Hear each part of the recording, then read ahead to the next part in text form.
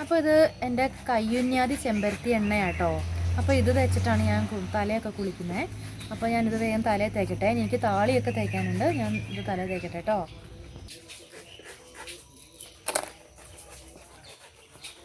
അപ്പോൾ തലയോട്ടിൽ ശരിക്കും ഇങ്ങനെ എണ്ണ തേച്ച് പിടിപ്പിക്കണം.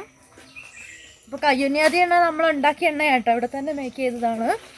പിന്നെ ചെമ്പരത്തിപ്പൂവൊക്കെ ഇട്ടിട്ട് കയ്യുന്നിയൊക്കെ ഇട്ടിട്ടുള്ള എണ്ണയാണ്. അപ്പോൾ അത് മുടിക്കൊക്കെ നല്ലതാണ്. ഞാൻ ഈ എണ്ണയാണ് തേക്കുന്നത്. അപ്പോൾ എൻ്റെ എണ്ണയൊക്കെ ഞാൻ തേച്ച് തലയിൽ പിടിപ്പിച്ച് വെച്ചിട്ടുണ്ട്. അപ്പോൾ 5 മിനിറ്റ് കഴിഞ്ഞു. അപ്പം ഇത് കഞ്ഞിവെള്ളമാണ്. അപ്പം 2-3 ദിവസത്തെ കഞ്ഞിവെള്ളമാണ്. അപ്പോൾ ഇത് ഞാൻ തലയിലേക്ക് തേക്കാൻ പോവാം കേട്ടോ.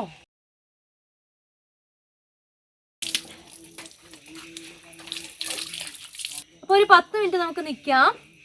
10 മിനിറ്റ് വേണ്ട, ഒരു 5 മിനിറ്റ് നിന്നാലും മതി. തല തേച്ച് പിടിപ്പിച്ചിട്ട് നിൽക്കണം.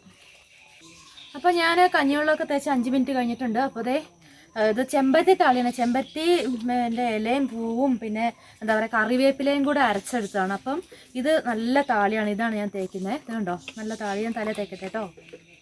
അപ്പോൾ കറിവേപ്പില ഇട്ടെന്ന് പറഞ്ഞിട്ടുണ്ടെങ്കിൽ കറിവേപ്പില നല്ലൊരു മണം ഉണ്ടാവും നമ്മുടെ മുടിക്ക്. പിന്നെ എന്താണെന്ന് വെച്ചിട്ടുണ്ടെങ്കിൽ പേൻ പോകാൻ നല്ലതാണ്. അപ്പം കറിവേപ്പില നമുക്ക് മുടി വളരാനും നല്ലതാണ്. അപ്പോൾ ചെമ്പരത്തി താളി എന്ന് പറഞ്ഞിട്ടുണ്ടെങ്കിൽ നല്ലതാണ്.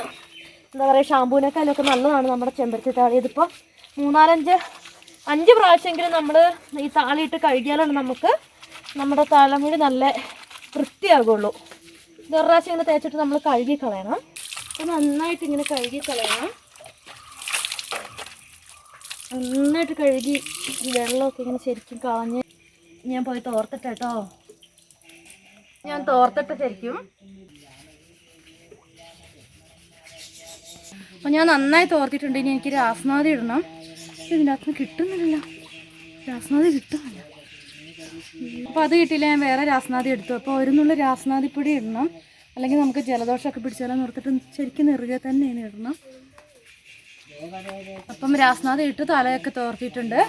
അപ്പം മുടിയൊക്കെ വളഞ്ഞിട്ടില്ല. ഇനി ഞാൻ ഈ തോർത്തും കൊണ്ടൊന്ന് കെട്ടി വെക്കട്ടെ കേട്ടോ. അപ്പോൾ എല്ലാവരും താളി വെച്ച് കുളിക്കണേ.